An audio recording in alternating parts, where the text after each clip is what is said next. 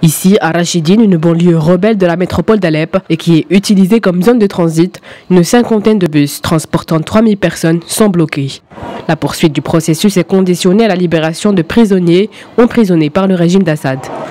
Par crainte d'un nouvel attentat, les opérations se sont déroulées sous haute surveillance cette fois-ci. Plusieurs dizaines de rebelles armés gardent les cars stationnés.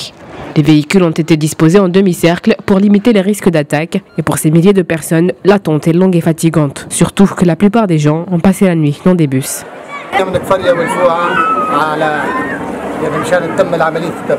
Nous venons de Kefraya et Al-Foua après la conclusion d'un accord. Mais nous ne savons plus ce qui se passe. Le gouvernement doit savoir que ce sont nous les victimes. Nous avons quitté nos maisons et nous nous livrons à notre gouvernement. Pourquoi est-ce qu'il nous abandonne? Qu'avons-nous fait? Je prie pour que le gouvernement ne nous laisse pas tomber.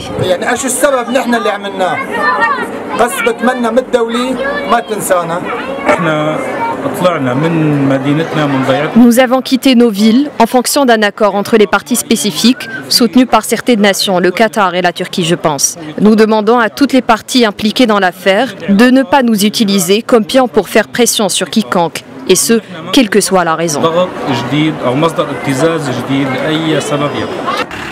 L'Observatoire syrien des droits de l'homme explique que ces milliers de Syriens ne bougeront pas avant la libération de 750 prisonniers. Les rebelles, qui ont perdu de nombreux bastions face aux troupes du président Bachar el-Assad, se sont vus contraints de signer des accords d'évacuation de nombreux de leurs bastions.